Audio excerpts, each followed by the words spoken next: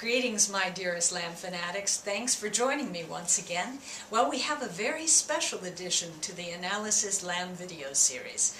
Tonight, I'm fortunate enough to knowledgeably answer several requests to focus solely upon the superlative lead guitar work of Mr. Steve Hackett, with a little bit of help from the man himself. Well, thanks to good friends, Steve has been kind enough to answer our question as best to his ability and memory. For remember, this retracking process occurred 15 years ago, as to which guitar solos he elected to retrack due to his almost career-ending hand injury in 1974. Well, his email reply to our query were these very words. I know that my hand was recovering from an operation at the time of the Lamb live shows. I had a tendon and a nerve reconnected in my left-hand thumb, and I could hardly grip the guitar at the time, and a few fix-ups were later made when there was a suggestion to mix the show. The tracks were redone, I believe, were Fly on the Windshield, probably Chamber of 32 Doors, the end solo of the Lamia, and for Hairless Heart, the band flew in my nylon parts from the record, and I think the version of it was also taken from the record Lamb Lies Down on Broadway. And yes, I think Mike is also playing on Hairless Heart. Well, because he states that Mike joined him playing live on Hairless Heart, that was an important point which I will elucidate upon in just a moment. So how about that, fellow Lamb lovers? Wouldn't that be about the nicest thing that ever could happen, was that Steve would offer his insight into this very topic for us? And so deeply in the holidays, that season, he sent this, so we really appreciate it, because he's also in the middle of his most recent highly successful tour of the new release of his Out of the Tunnel's Mouth album. Well, we'd like to offer, obviously, our most humble and sincere thanks for him taking this moment to solve these mysteries for us. So, we have our answer, and I will now be able to address your requests with concrete information. Well, truthfully, as an audio engineer, these insights actually kind of blow my mind a little bit, but I never contemplated the possibility that some of the original album master tracks were malleable enough to use within the rebuilding of the live Shrine Auditorium concert. A revelation, yes, but in thinking about it, I guess why not? Since we know that as a live unit, Genesis was an exceptionally tight live band, and with the tempo adjustments that are within the capability of most nonlinear digital editing programs like Pro Tools, they could have well inserted or laid in those lifted lines from Steve's original master track with a gifted engineer to marry it into that live version. And that gifted engineer was probably Nick Davis, production guru for Genesis, who assembled a majority of these superb retrospective box sets for the group at the farm. Well, let's take a listen to what was specifically retracked by Steve for the archive release, and what was lifted from the album's master trackings and inserted. First up is the famous Fly on a Windshield solo, which, along with the Fifth of Firth, is his most well-known and beloved, especially live, even to this day, in concert. It is a powerful and gripping guitar solo which drives right past the ears and directly into the brain.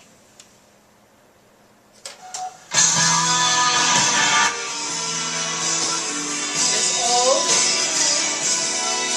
there's new.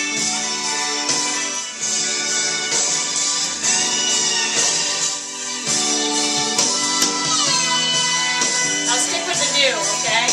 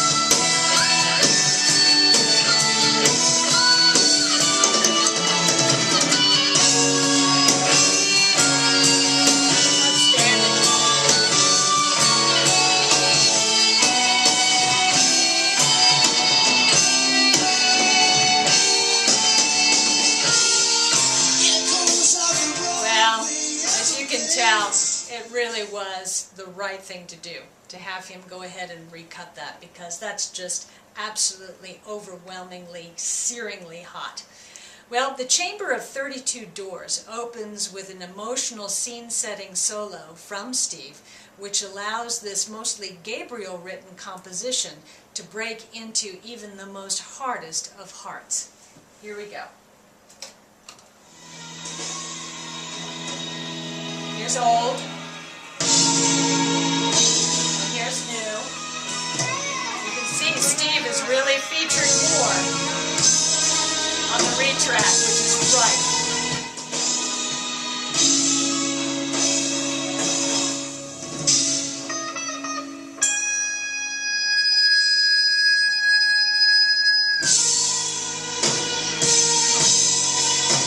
Old, lost, found.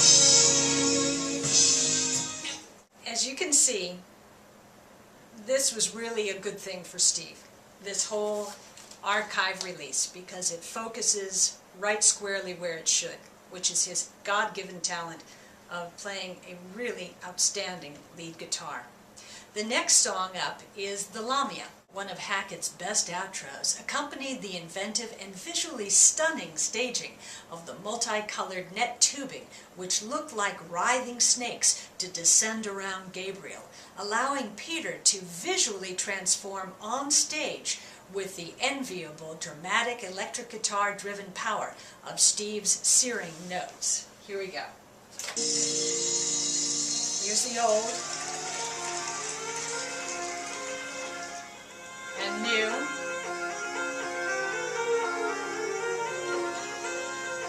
I'll match them both so we can hear the end of the tune.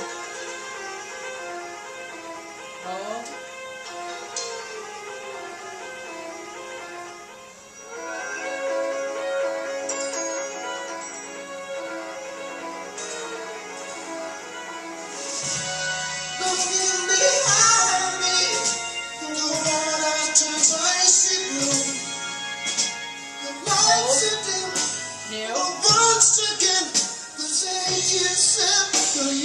Here we go.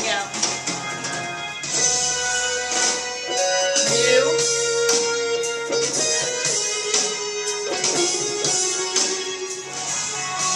Old. New.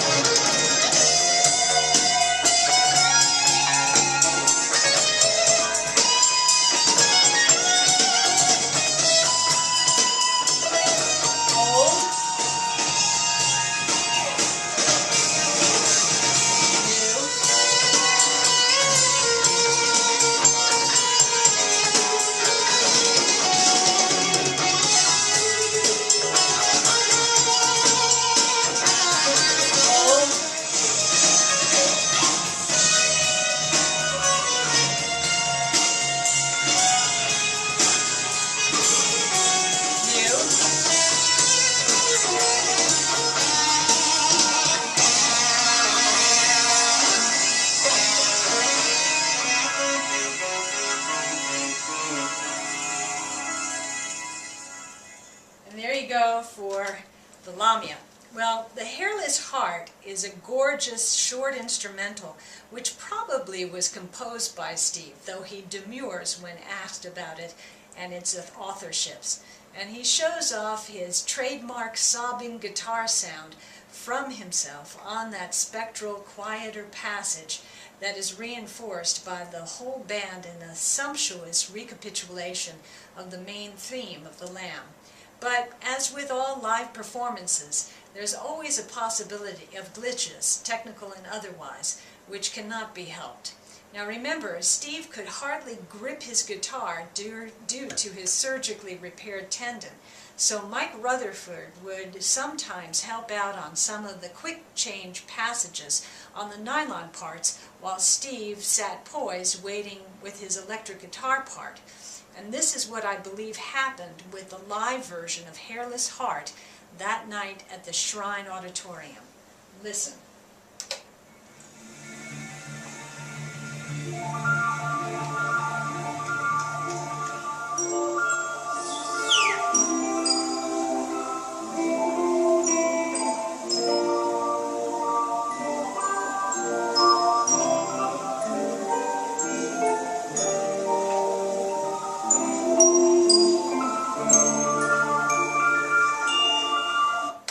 Pause it right before the electric comes in. Now, of course, when it came time to make all of the required artistic and technical corrections to the original live Shrine Auditorium recording, I'm sure that besides Peter's vocal problems, that gaffe was high on their list of correcting. So it seems that Nick Davis reached out his magical hand and replaced the nylon section from the original studio masters, which was really amazing since he was working at that time without such modern options as today's elastic pitch or advanced sample accurate editing. But as you're about to hear, it worked out quite well, which is a testament to Nick's editing skills.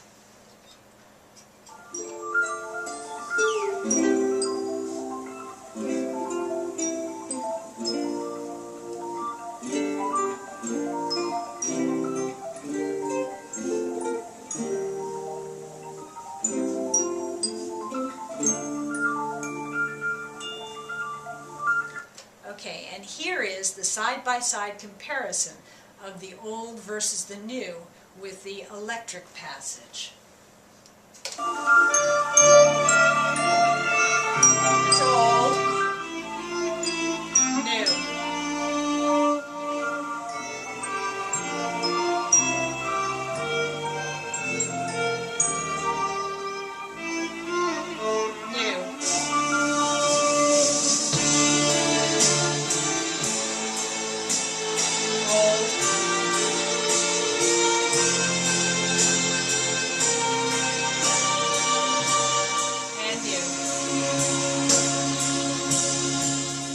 So anyway, well, with Steve's ethereal lead guitar counter melodies woven throughout the live performances like specially bred silkworms spinning threads of gold to lift and counterbalance Gabriel's organic vocalizations as rail, the Lamb was a very special time for us to enjoy Mr. Hackett's contributions. Well, one couldn't have designed a more gifted or inventive composing guitarist to truly mold the sound of a supergroup as unique as was Genesis, and Steve is one of a kind, both as a musician, exploring the world of the classics and fusion, and as a gentleman, operating with extreme grace within a world of music business carnivores. Well, Mr. Hackett, we are indebted to you, for you have given us the gift of a pearl of great price. You have given us your heart and soul wrapped in the silkiness of genius, and we thank you for it. Well, good night, everyone, and thanks for watching.